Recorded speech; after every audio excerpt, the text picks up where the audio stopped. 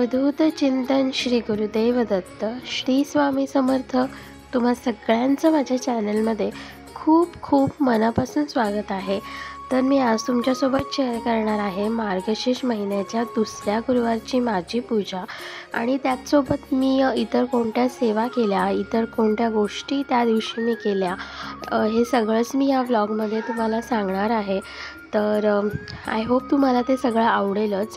तर त्यामुळे video skip न करता शेवटपर्यंत नक्की बघा। आता चला बघूया की मी काय काय केलं।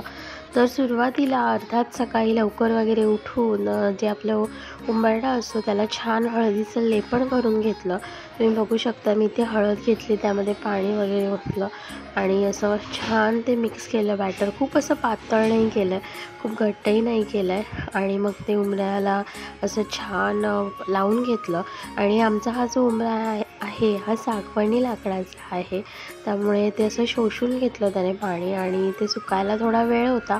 पण त्याच्या आधीच मी पाऊलांच्या जे बाजूला आहे ते 2 नाम ओढून घेतले आणि त्यानंतर थोडं सुकू दिलं आणि त्यानंतर त्याच्यावर गोपद्म काढले। बस इनफ इतकंच केलं मी उंबऱ्यावर त्या दिवशी, आणखीन काही केलेलं नाही आहे। आणि हे सगळं करून मी त्यानंतर घरातली देवपूजा केली।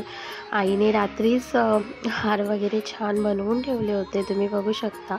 तर अशी छान देवपूजा झाली आणि त्यानंतर मुख्य काम जे मला करायचं होतं, खरं तर पहिल्या गुरुवारीच, पण घरात खूप त्या दिवशी काम होतं त्यामुळे मला ते करता नाही आलं। पण ह्या गुरुवारी मी घरीच होते, कुठेही गेले नाही, कारण माझी तब्येत ठीक नाही आहे। तुम्हाला अर्थात आवाजावरून कळत असेल।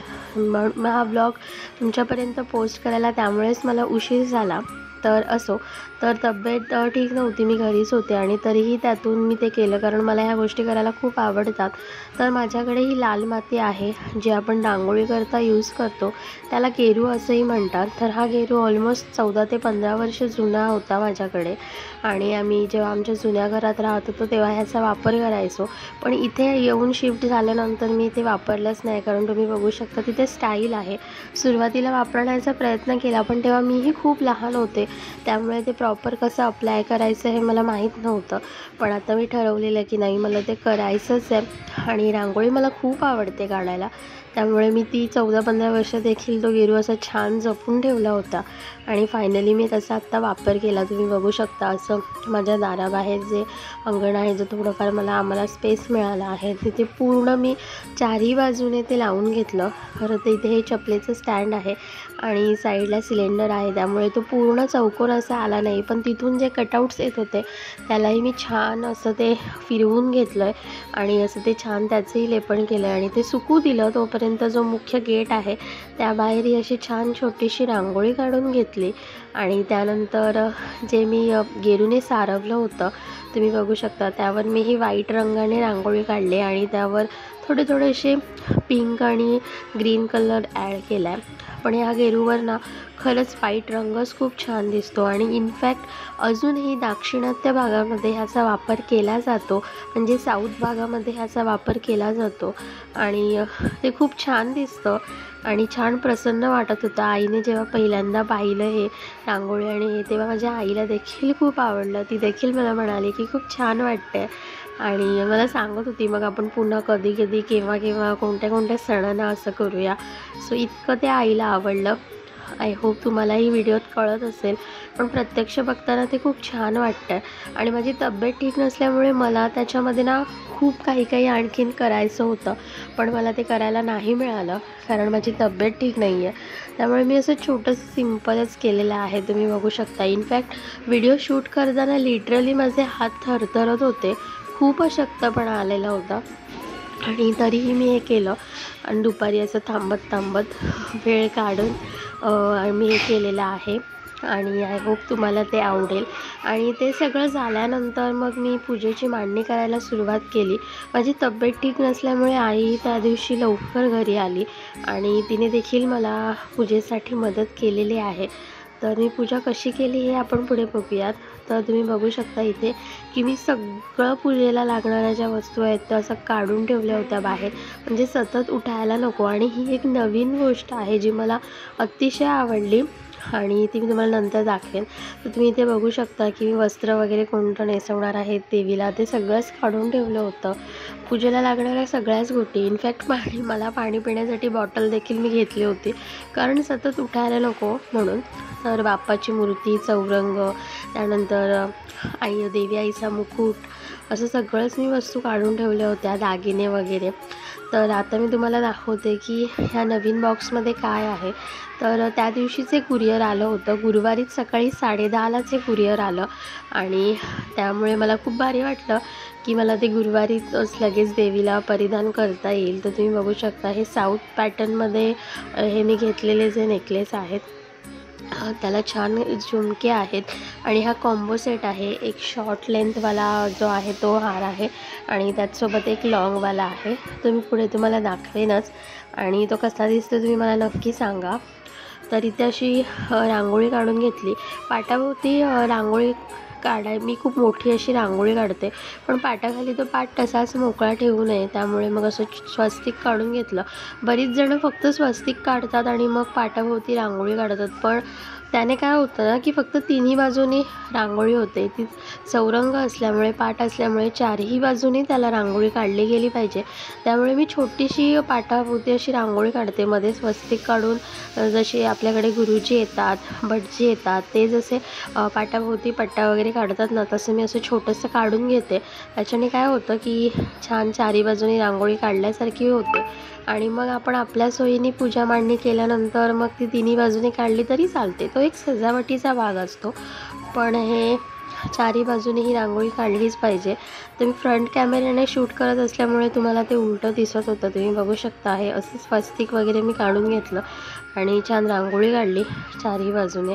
त्यानंतर त्यावर चौरंग ठेवला. माझ्याकडे लाल वस्त्र आहे देवीसाठी, मी नवीन घेतलेलं आहे हे. तर ते देखील मी असं छान अंथरून घेतलं त्यावर आणि मग पूजेचं लागणाऱ्या जशा आठवत होत्या तशा इतर गोष्टी सगळ्या अशा बाहेर काढत होती, म्हणजे छोटा चौरंग वगैरे. आणि हे पहिल्या गुरुवारी जे आपण पाटाखाली तांदूळ ठेवतो तेच तांदूळ आपल्याला येणाऱ्या पूर्ण ह्या चारही गुरुवारी वापरायचे आहेत. तर त्याच तांदळाने अष्टदल कमल काढून घेतलं, दिवा प्रज्वलित करून मग पूजेला सुरुवात केली. जो कलश आहे त्यामध्ये हळद, कुंकू, अक्षता, फूल, दुर्वा, सुपारी आणि नारळ टाकलं. त्याला वस्त्र नेसवलं, हळद कुंकू लावून घेतलं कलशाला. आणि ही 5 प्रकारची 5 झाडांची पानं आहेत. अशी ही 5-5 पानं घ्यायची आणि मग ती त्या कलशामध्ये टाकायची. नारळ ठेवायचा, मुकुट लावायचा. यथाशक्ती आपल्याकडे जे दागिने असतील ते परिधान करायचे, खोटे केले तरीही चालतात. आणि त्यानंतर पुस्तकामध्ये फ्रेम मिळतं, ते पेपर असतो त्याची फ्रेम बनवून घ्यायचे पहिला. पण आता मी तुम्ही पहिल्या गुरुवारचा ब्लॉग बघितला असेल तर मार्केटमध्ये त्या फ्रेम अवेलेबल आहेत. 5 फळं ठेवायची, गुळ खोबऱ्याचं नैवेद्य, दूध, साखर, पाणी हे सगळं ठेवायचं. दिवा प्रज्वलित करून घ्यायचं, बाप्पाला आसन द्यायचं आणि त्यानंतर देवी आईला छान वेणी वगैरे आपल्या यथाशक्ती पूजा करून घ्यायची. आणि उंबऱ्याची छान पूजा झालेली आहे आणि मी तुम्हाला आता संध्याकाळचं व्ह्यू दाखवते की मी संध्याकाळी काय काय केलं. तर छान उंबऱ्याची संध्याकाळी पूजा करून घेतली. देवघरातल्या देवांची देखील पूजा मी केली, आईने देखील केली. आणि त्यानंतर माझं पारायण सुरू आहे, आईचंही पारायण सुरू आहे. त्यात गुरुवारची ही पूजा, त्यात माझी तब्येत ठीक नव्हती, त्यामुळे खूप घाई वगैरे झाली होती. हळूहळू आम्ही दोघी करत होतो एकमेकींना मदत करत.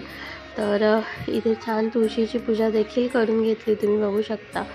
तर अशी छान तुळशीची आईने पूजा वगैरे केली आणि त्यानंतर देवी आईची पूजा देखील झाली. तिथेही समई वगैरे प्रज्वलित करून घेतली. अखंड ज्योत तर अर्थात आधीच लावली होती, जी मी दिवा पूजा स्थापन करण्या अगोदर लावली होते तो दिवा. त्यानंतर माझं पारायण सुरू आहे मी सांगितल्याप्रमाणे. तर मग मी पारायणाला बसले. संध्याकाळी छान देवपूजा वगैरे केल्यानंतर पारायणाला बसले. माझं पारायण झालं, आईचं झालं. त्यानंतर छान नैवेद्य अर्पण केला आणि असा गुरुवारचा जो होता मार्गशीर्षचा दुसरा गुरुवार, ती अशी आमची छान पूजा वगैरे यथासांग झाली. आणि तब्येत ठीक नव्हती, घाई होती, तरी छान देवी आईची पूजा झाली. बघून मन अगदी प्रसन्न वाटत होतं. तर तुम्ही ते पुढे बघा की मी काय काय केलं आणि माझी देवी आईची संपूर्ण मांडणी मी तुम्हाला दाखवणारच आहे. So keep watching.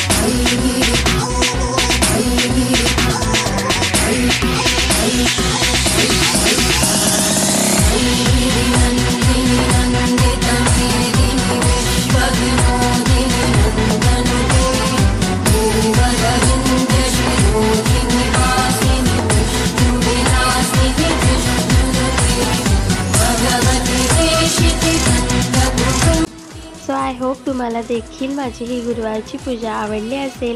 माझी पूजेची मांडणी तुम्हाला कशी वाटली, माझी देवी आई माझी कशी वाटली, हे सगळंच मला कमेंट करून नक्की सांगा।